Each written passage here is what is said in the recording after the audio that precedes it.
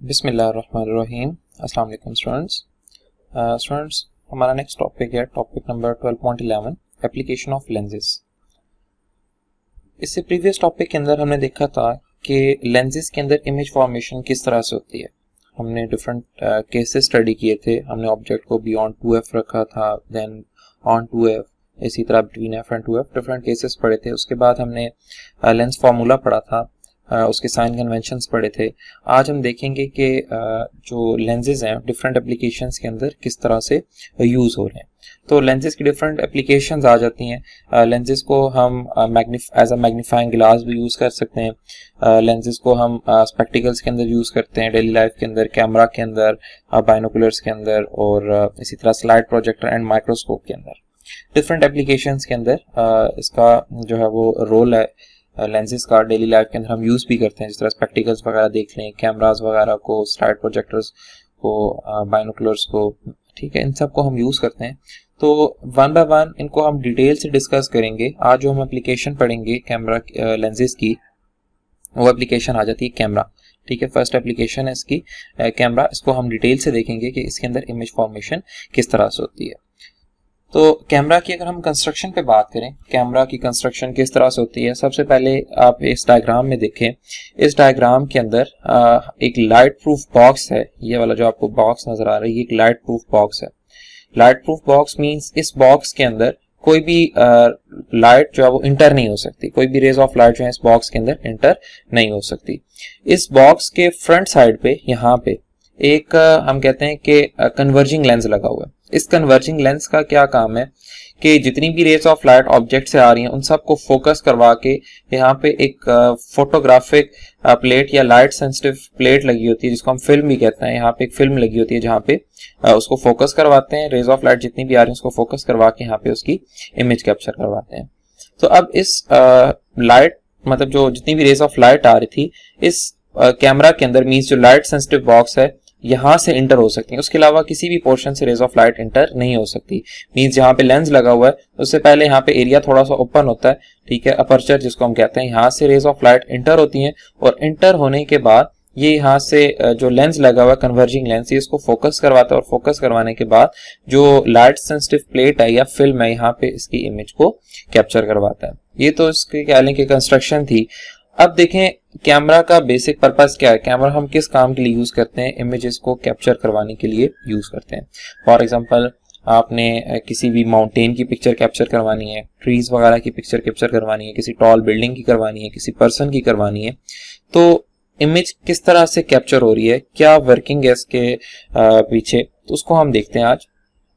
देखें अगर यहाँ पे कोई भी ऑब्जेक्ट पड़ा हुआ है, हमने डिफरेंट केसेस पढ़े थे प्रीवियस टॉपिक के अंदर। अगर ऑब्जेक्ट फॉर एग्जांपल हम स्टार्ट करते हैं कि ऑन 2f रख लेते हैं, ठीक है। ऑन 2f अगर आप ऑब्जेक्ट को रखेंगे तो क्या होगा कि जो उसकी इमेज है उसका साइज जो है वो इक्वल टू ऑब्जेक्ट होगा। फॉर एग्जांपल हम ट्री की बात कर लेते हैं। अगर आप ट्री की इमेज कैप्चर करवा रहे हैं, किसी पर्सन की इमेज कैप्चर करवा रहे हैं, तो अब पर्सन की इमेज जो होगी वो पर्सन के साइज की इक्वल ही होगी अगर हम उसको ऑन 2f रखते हैं। अगर आप ऑन 2f रखेंगे तो देखें इमेज का साइज जो है वो पर्सन के साइज की इक्वल होगा, लेकिन कैमरा का साइज जो है वो बहुत ही स्मॉल होता है एज कंपेयर टू पर्सन। कोई भी पर्सन है या किसी भी ऑब्जेक्ट, ट्री ले लें, जो भी ऑब्जेक्ट है उसके साइज के कंपैरिजन में उसका साइज बहुत ही ज्यादा स्मॉल है। जब उसका साइज स्मॉल होगा, ठीक है, कैमरा का, तो वो इतनी बड़ी इमेज को यहाँ पे इस फिल्म पे या लाइट सेंसिटिव प्लेट पे कैप्चर नहीं करवा सकता। तो फिर क्या करना पड़ेगा? हम डिफरेंट केसेस देखते हैं। अगर हम इसको फॉर एग्जांपल कहते हैं बिटवीन f एंड 2f रखें, तो बिटवीन f एंड 2f हमने पढ़ा था कि इमेज जो है वो मजीद मैग्नीफाई हो जाती है, ऑब्जेक्ट से भी उसका जो साइज होता है इमेज का वो लार्जर हो जाता है। तो बिटवीन f एंड 2f भी नहीं रख सकते, इसी तरह ऑन f भी नहीं रख सकते क्योंकि वहां पे हमें इमेज नहीं मिलती। और अगर हम देखें between optical centre and focal point, अगर हम ऑब्जेक्ट को यहाँ पे कहीं ला के रख देते हैं तो तब भी इमेज जो है वो हमें यहाँ पे इसकी उसका साइज जो है वो बहुत ही ज्यादा लार्जर हो जाएगा इमेज का, और इमेज जो है वो वर्चुअल हो जाएगी। मींस इमेज अब जो है वो लेंस जहाँ पे ऑब्जेक्ट रखा था यहीं पे बनेगी, इस फिल्म पे इमेज नहीं बनेगी।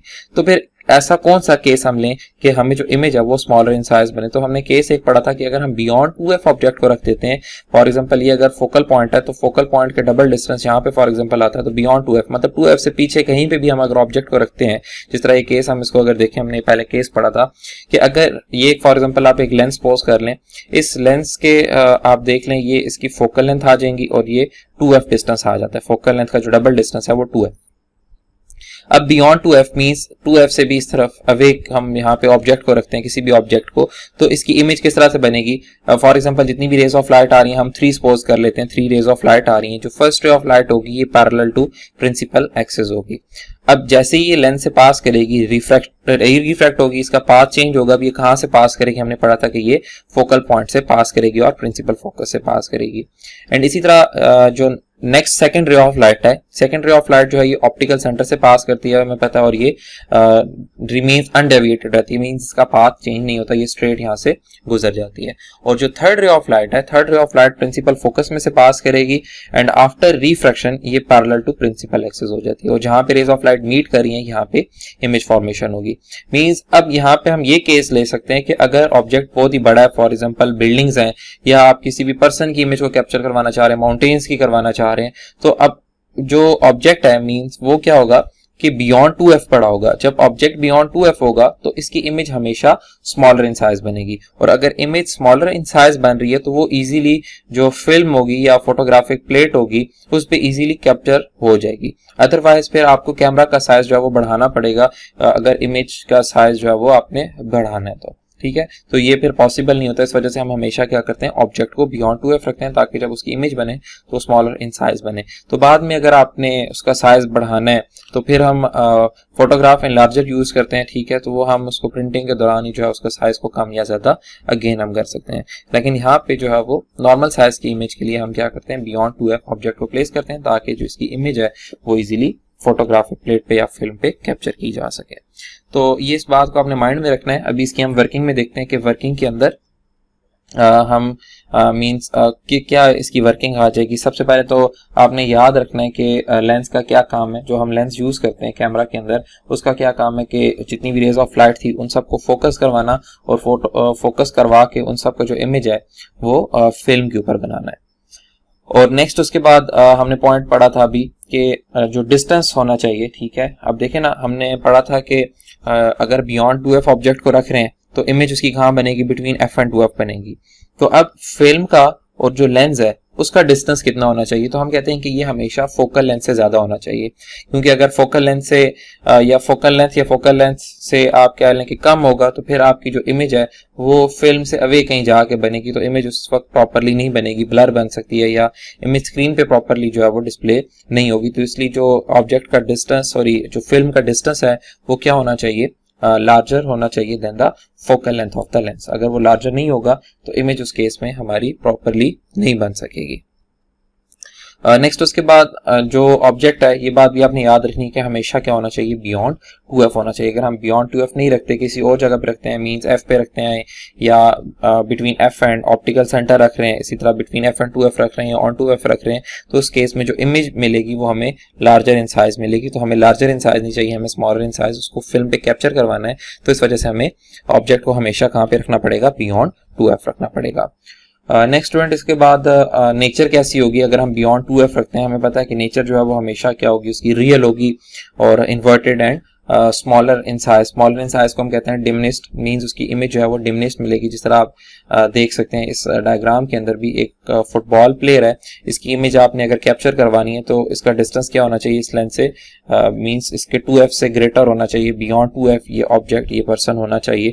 तो इसकी जो इमेज है ये अब यहाँ पे इस फिल्म पे बनेगी और ये इमेज किस तरह से होगी, डिमिनिश्ड होगी, मींस स्मॉलर इन साइज। आप देख सकते हैं इस पर्सन की और इस पर्सन की इमेज के अंदर जो डिफरेंस है, ठीक है, मींस स्मॉलर इन साइज हमें इसकी इमेज मिल रही है। एंड देन इसके बाद जो आप कह लें कि इन्वर्टेड देख सकते हैं कि ये आपके पास इरेक्ट, मींस ऑब्जेक्ट इस तरह से, पर्सन इस तरह से, जो इसकी इमेज बनेगी वो इन्वर्टेड बनेगी और रियल बन रही है, क्योंकि एक्चुअल में रेज ऑफ लाइट मीट करती हैं, तो इस वजह से इमेज जो बनती है यहाँ पे ये हम कहते हैं कि ये रियल बनती है। और आपको कैमरा में मतलब आप जो इमेज कैप्चर करवाते हैं वो तो आपको सीधी दिखाई दे रही होती है। वो किस वजह से होती है कि जब यहाँ से फिल्म को हम बाहर निकालते हैं, जो फोटोग्राफिक प्लेट होती है उस पर इमेज इस तरह से आई होती है, जब आप इसको सीधा पकड़ेंगे, ठीक है, या उल्टा देंगे इसको, तो आपको जो इमेज है ये सीधी दिखाई देगी। तो